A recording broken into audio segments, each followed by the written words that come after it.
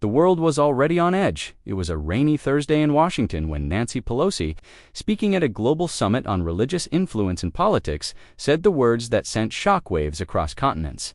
We must not allow outdated PayPal ideologies to influence modern African governments, especially not under someone like Pope Leo XIV, who has questionable interests in the region. The room chuckled politely. Cameras flashed to journalists, scribbled "but" across the ocean in a quiet military base. In Ouagadougou, one man was not laughing. Captain Ibrahim Traore, the young and fiercely respected leader of Burkina Faso, watched the clip in silence. His fingers tapped slowly on the edge of the table. His eyes didn't blink.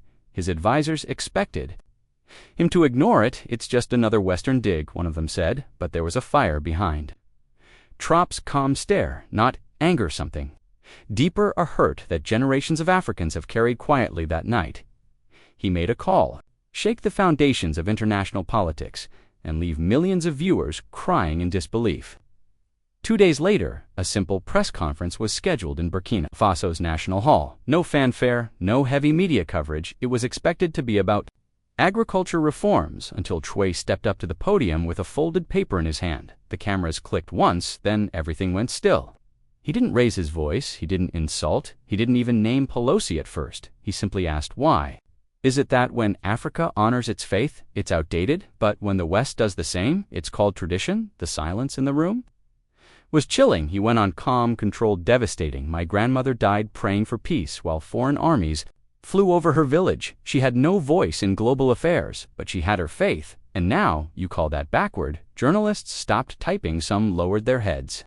Traore lifted the paper. It was a quote from Pope Leo XIII about dignity, justice, and the forgotten people of the world. "You called him outdated," Traore said quietly, "but he speaks more truth about Africa's pain than most world leaders ever have." When the clip hit the internet, it exploded like wildfire. Millions watched it on loop, and something started shifting. At the Vatican, a clip of Traore's speech was played during a private clergy session. An elderly cardinal reportedly wiped tears from his eyes.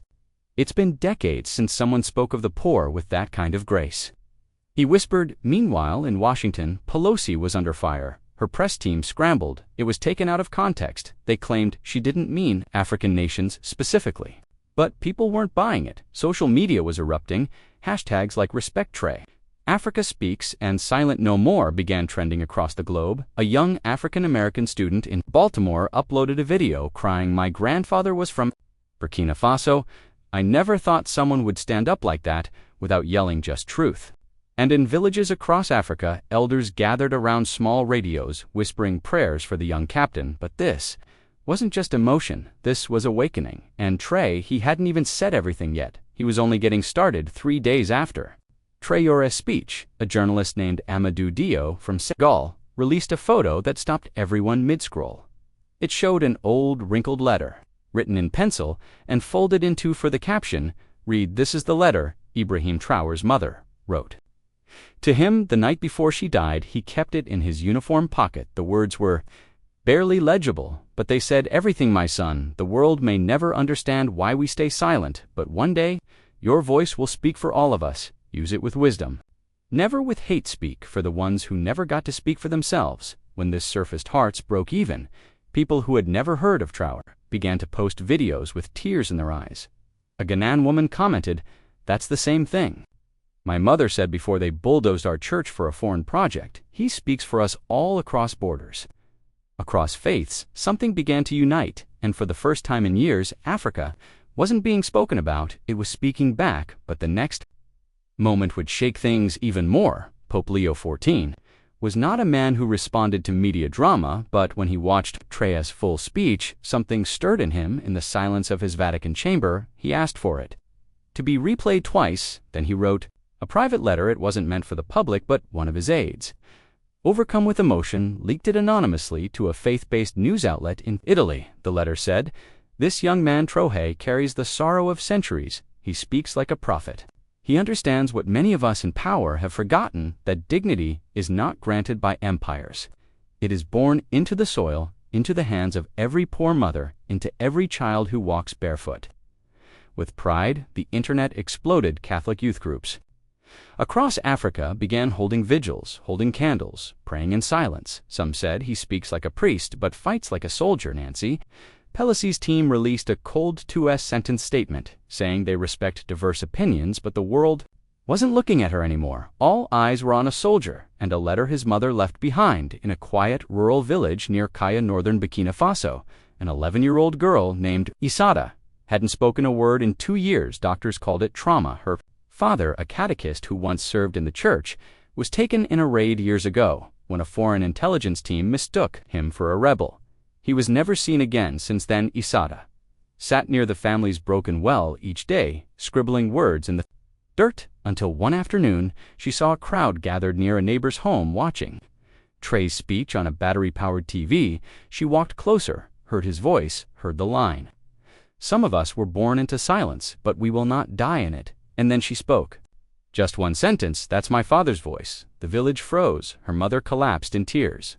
Local reporters caught the moment. It went viral overnight. People cried across the globe. One viewer commented, "This story is no longer about politics, it's about broken people remembering how to heal." And that's exactly what Trump wanted. But behind the scenes, Pelosi's team was preparing something dangerous behind closed doors. In Washington, tension was rising. Nancy Pelosi's team knew the speech had spiraled beyond their control. A top advisor leaned in during a late-night meeting, voice barely above a whisper. "Traore's calm is more dangerous than any shout." His words cut deeper. Because they carry truth, the room fell silent.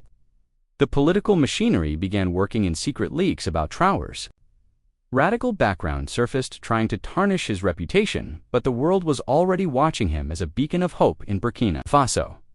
A small radio station broadcast a message from Traore's own mother recorded years ago, where she prayed for peace and strength for her son. That broadcast reached far corners, from dusty villages to crowded cities, reminding people that behind the uniform was a son, a brother, a human being. And in that moment, Traore became more than a soldier. He became the voice of millions who had been silenced too long in a classroom in Bamako. Mali Fatoumata, a young schoolteacher, played Traore's speech for her students. As the words filled the room, her eyes welled with tears. She struggled to hide. She thought of her own childhood, growing up hearing foreign voices explain her countenance future, but never hers. The students sat in silence, some wiping their cheeks. One little boy whispered, "I want to be brave like him." Fatouma nodded, fighting back her tears. For her, this was more than politics. It was about reclaiming dignity for her students, for herself, and for the future generations. She posted the video online, adding, "When a leader speaks truth calmly, it changes hearts." And hearts changed. The most powerful moment of Trump's speech wasn't a shouted line or a fierce rebuttal. It was a long pause, a pause after he said, "We Africans have endured centuries of judgment, silence, and broken promises." His eyes scanned. The room calm, steady, no one in the hall moved, no cameras blinked. It was a silence filled with grief, with pain, and with hope. This silence became louder than any argument. Viewers around the world felt it. Tears streamed down faces. People who had never met Traore, who didn't understand every word, but who felt the weight of history and the strength of his calm dignity. That pause marked a turning point, because sometimes what's left unsaid is the loudest. Truth behind his composed face. Captain Ibrahim Traore carried a heavy burden late at night, alone in his modest office. He would stare at a faded photograph of his late mother. She had raised him with stories of resilience, stories of pain, but also hope. The world only saw the soldier, the leader who spoke boldly, but no one saw the nights when he silently wept for his people. He understood that his calm reply to Pelosi was not just politics. It was personal. It was for every mother who lost a child to war, every child denied a future because of injustice. A trusted aide once asked him, "How do you carry such pain without breaking?" Traore's answer was simple but powerful, "Because breaking would mean giving up on them, and I promised my mother I would never give up that promise." Gave him strength. As news of Trump's speech spread, Burkina Faso held its breath in marketplaces, on crowded buses. People replayed his words on their phones in churches, and mosques. Prayers for him grew louder. For many, he was a symbol that Africa's voice finally mattered on the global stage. Yet Traore remained humble, always reminding his people, "This is not about me, it's about all of us." His calm demeanor was a balm to a nation tired of chaos. His words offered a rare glimpse of hope. One young mother told a reporter, Tears in her eyes, "He speaks for my children, for their future, and for millions watching." The hope grew too. The world's reaction was split. Some praised Traore as a voice of reason and courage, shining light on painful truths. Political analysts debated if this speech marked a turning point in global relations. Others dismissed it as political posturing, but even critics could not ignore the depth of feeling Traore stirred. In Washington, a rare moment of silence greeted the news. Pelosi's office issued carefully worded statements avoiding direct confrontation. Meanwhile, ordinary people everywhere shared the video across continents from Paris to Nairobi, strangers connected. Through tears and hope for many, it was clear this was not just a speech. It was a mirror reflecting centuries of pain and a call for justice that could no longer be ignored in a small village. Outside Ouagadougou, a little girl named Aminata knelt by her window clutching a tattered doll. She had heard the speech from a cracked radio, the calm voice of Captain Traore. Speaking of hope and injustice that night, Aminata prayed quietly, "Please make the world listen to him." Her village knew hunger, knew fear, but Aminata's prayer was simple: for peace, for her mother's smile to return, for a tomorrow. Something deep inside him, a long-buried hope for Aminata's village and countless others like it. Traore was not just a leader. He was a light in darkness back in the capital. Traore faced his team. The cameras were off, the crowd gone. His voice was softer but firm. Words are weapons, but also shields. "What I said today carries the hopes of millions." His chief of staff nodded. "Stand not just for myself, but for every forgotten voice." He spoke, carried their dreams. His words, though spoken softly in this room, echoed louder than any shout outside. Global news anchors replayed Traore's speech again and again. Others said they were a wake-up call no one could ignore. But for many watching in Africa and beyond, the moment was clear. Justice had found a new voice in homes, offices, and cafes' conversations. A roar of people ready to stand for truth, dignity, and respect. Traore had not only spoken, he had awakened a continent. As days past, tensions rose. Worldwide media outlets dissected every word Traore had said. Some governments whispered behind closed doors, unsure how to respond, but in Burkina Faso there was a quiet strength growing. Traore remained steady, walking the dusty streets, smiled through tears. His presence was a balm to wounds not seen by the world. One evening, as the sun set over the savannah, Traore stood outside his office, looking up at the sky. He whispered softly, "For the past to be rewritten, courage must be louder than fear." His eyes reflected a lifetime of struggle, yet hope shone bright. Then something extraordinary happened. A video of Traore's speech went viral, shared by millions.